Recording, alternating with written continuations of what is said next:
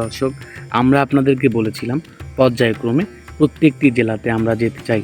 তার সুবাদে আজকে আমাদের গন্তব্য খুলনা বিভাগের চুয়াডাঙ্গা জেলায়। গাইবান্ধা জেলা থেকে যার দূরত্ব প্রায় 280 কিলোমিটার। দর্শক, গাইবান্ধা জেলা থেকে চুয়াডাঙ্গা আসতে হলে অবশ্যই আপনাদেরকে ট্রেনে আসতে হবে। সেক্ষেত্রে সর্বপ্রথম আপনাদেরকে আসতে হবে সান্তাহার রেলওয়ে জংশনে, যার দূরত্ব গাইবান্ধা জেলা থেকে 141 কিলোমিটার।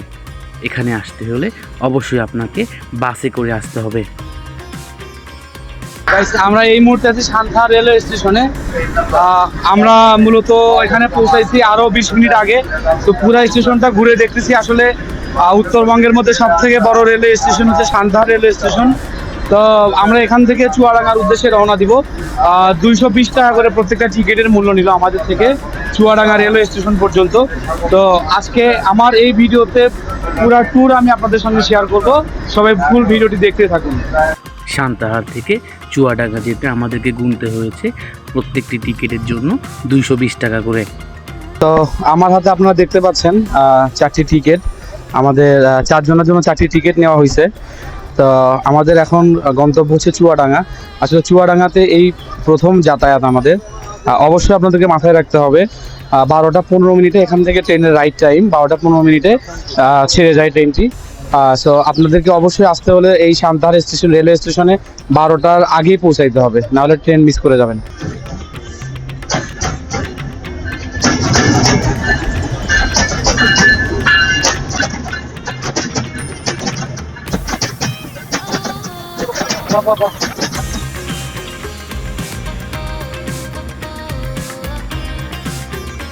বেশ কিছুক্ষণ অপেক্ষা করার পর চলে আসে আমাদের সেই কাঙ্ক্ষিত ট্রেন।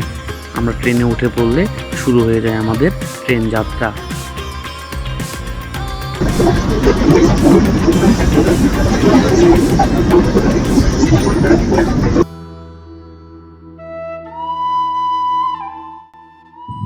ছোটবেলায় শুনেছিলাম ঝকঝকাঝক ট্রেন চলেছে রাত দুপুরে, ওই ট্রেন চলেছে ট্রেন চলেছে, ট্রেনের বাড়ি কই।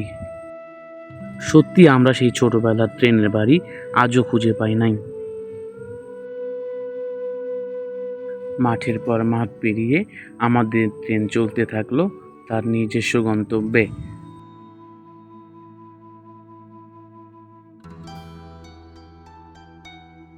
মাঝপথের যাত্রা বিরতিতে আমরা নেমে পড়লাম ঈশ্বরদী রেলওয়ে জংশনে। আমার দেখা সব থেকে বড় রেলওয়ে জংশন ছিল এটি।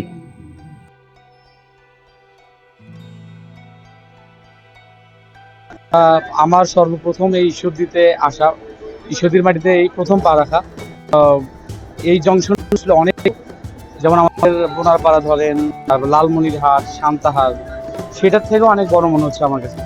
আর খুব মানে ভালো লাগতেছে বিষয়টা। আমি যত যাচ্ছি তত আমি মুগ্ধ হয়ে যাচ্ছি এই জায়গাগুলোতে।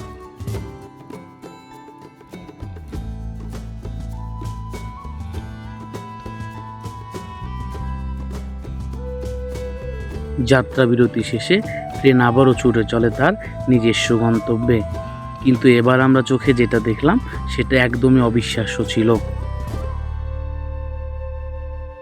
এটি হচ্ছে বাংলাদেশের সব থেকে বড় পারমাণবিক তাপবিদ্যুৎ কেন্দ্র, যেটিকে আমরা রূপপুর পারমাণবিক তাপবিদ্যুৎ কেন্দ্র হিসেবে জেনে থাকি। এটি অবস্থিত পাবনা জেলার ঈশ্বরদী উপজেলার পানশিতে।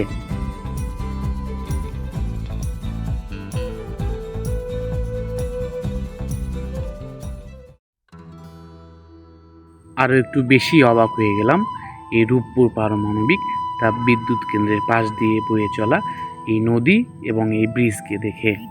পরবর্তীতে জানতে পারলাম এটির নামই হচ্ছে লালন সেতু।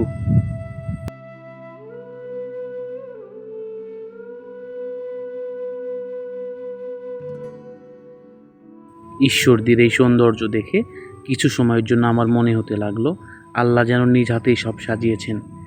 প্রত্যেকটি স্থাপনা অনেক দৃষ্টিনন্দন।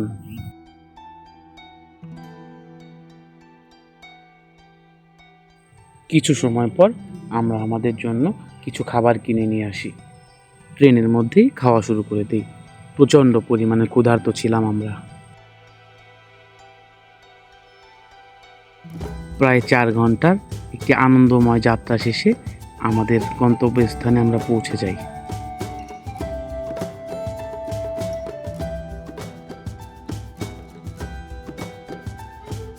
দর্শনা রেলওয়ে স্টেশনে আমাদেরকে সজীব ভাই রিসিভ করে। আমরা মূলত সজীব ভাইয়ের আমন্ত্রণেই তার বাসাতে আসতেছিলাম। দর্শক, আজকের মতো এ পর্যন্তই।